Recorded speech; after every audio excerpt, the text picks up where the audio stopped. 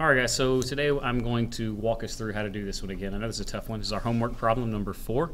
So page 30 number 4, and it's our traffic light at being held at two different angles.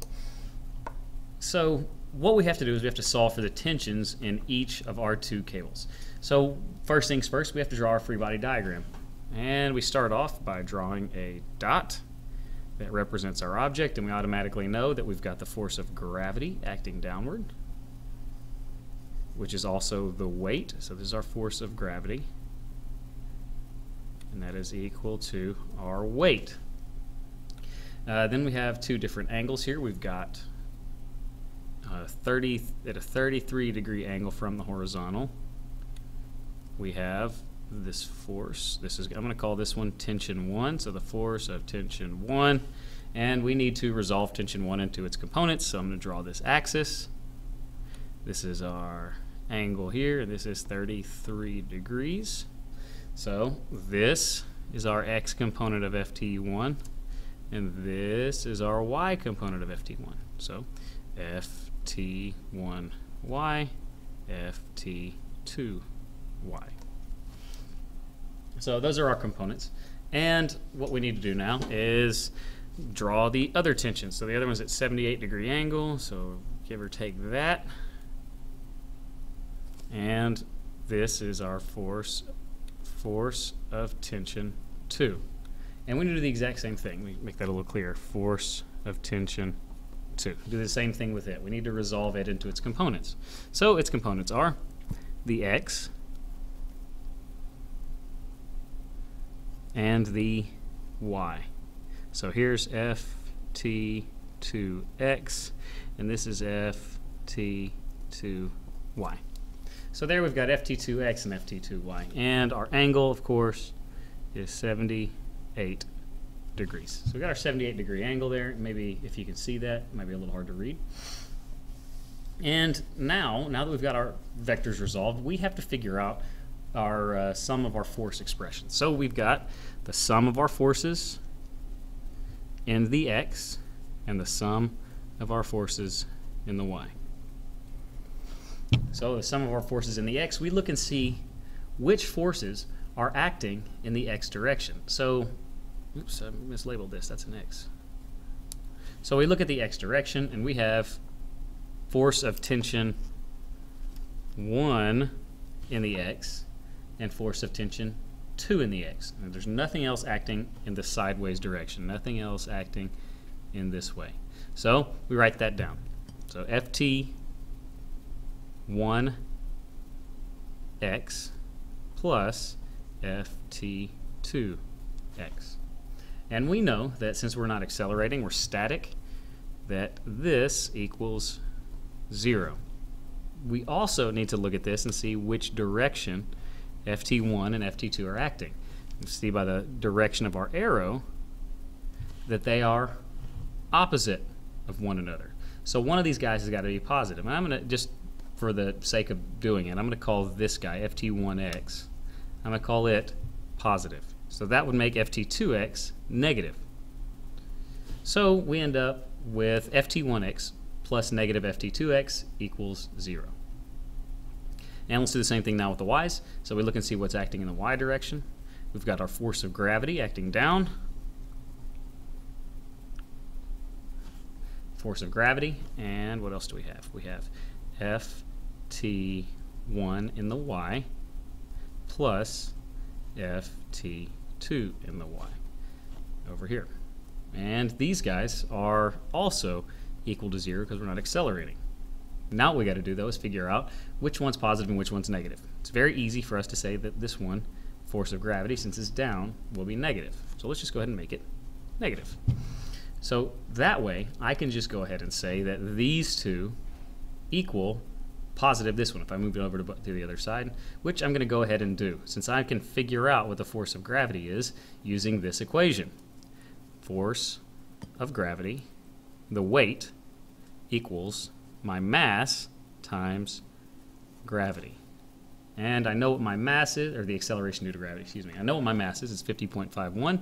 So 50.51 times 9.1 And I don't know what that is, but I think it ends up being close to 495 newtons. Somewhere around there, roughly. So the force of gravity, my weight, is 495 newtons. My weight is 495 newtons. So I can substitute this 495 in here. So negative 495 newtons plus Ft1y plus Ft2y equals 0. I add this to both sides, so plus 495 plus 495, and I end up getting Ft1y plus Ft2y equals 495 newtons. And that just makes sense because we've got Ft1y and Ft2y, and we're standing still, so this added to this has to equal this because it's the only thing pulling down. All right, so now that we've got these lined out, we need to resolve for each of these sides. So we're going to go ahead and say Ft1y is my opposite side, so I'm going to use cosine. I'm going to say that Ft1y equals Ft1 times the, excuse me, it's opposite, so I use sine, not cosine. Ft1 times the sine of my angle, which is 33 degrees. Ft2y, this guy over here, is Ft2 times the sine of my angle, 78 degrees. And then do the same thing with the x's, Ft1x and Ft2x, and they're my adjacent sides, here and here. So Ft1 cosine 33, Ft1 cosine 78. So now I've resolved for my x and y components. Easy thing to do now is I substitute them in. So anytime I see an Ft1y, I'm going to substitute this in for it. So let's go ahead and do that. We've got Ft1y right here. So Ft1y equals Ft1 sine of 33 plus Ft2 sine 78 equals 495 newtons. So I've got one equation there, and I'm going to use the same thing here, so I'm just going to substitute Ft1x in here. So Ft1 cosine 33 goes here. I'm going to go ahead and write it right here. So Ft1 cosine 33 plus Ft2 cosine 78 is going to equal 0. That's what we said it equaled, 0. So now we've got a system of equations that I can just plug in and solve for each of these variables. And what I mean by plug in is I mean use the calculator. So I'm going to use my calculator and I'm going to plug this into the matrix. So here we go. I'm going to show you how that's done. All right, hopefully you'll be able to see my calculator here. Let's see if I can adjust the light any. See if that's any better. Not really. Let's see if I can move it up some. There we go. That's a little bit better. All right, so first thing I'm going to do is I'm going to go ahead and make sure that my matrices are clear. So second matrix, and they are clear. So now what I want to do is I want to create two matrices. So I'm going to go over to Edit here. I'm going to hit A, and in matrix A, I'm going to use. I have two variables, so it's going to be a 2 by 2 matrix. And I hit enter.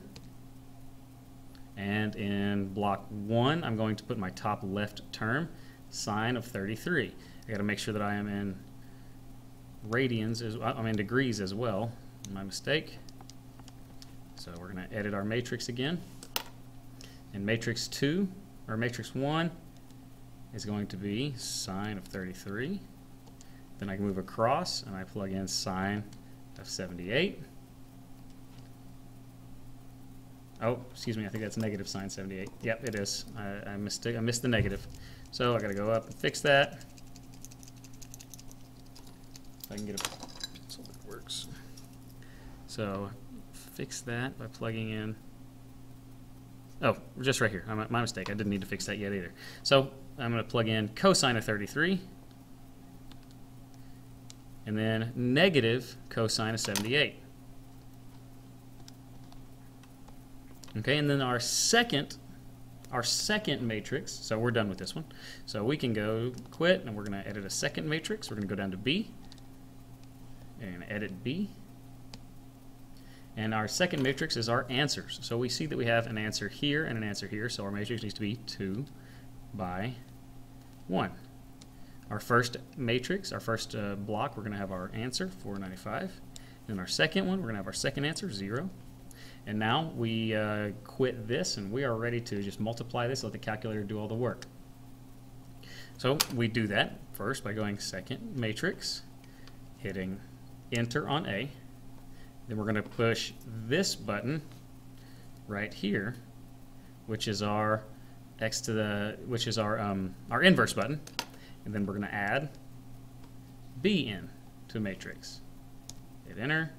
No, so we get A to the inverse times B, inverse A times B. We hit enter, and that goes ahead and multiplies our equations out, and we have got our answers. So if we look here, we've got 110 and 444. So this 110 is corresponding to the first variable that we put in. We plugged in FT1 first. So FT1 is 110, and FT2 is 444.6, and let's go up and see if those answers correspond to what we have listed.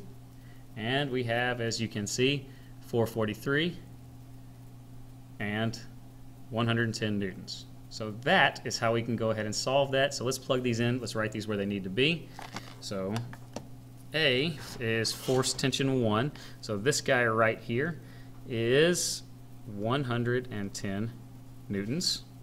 And force of tension 2 here is 444 roughly newtons. So those are our answers. Oops, crossed out the 1. And there we go. 110 newtons and 444 newtons. Hopefully this helps. Thanks a lot.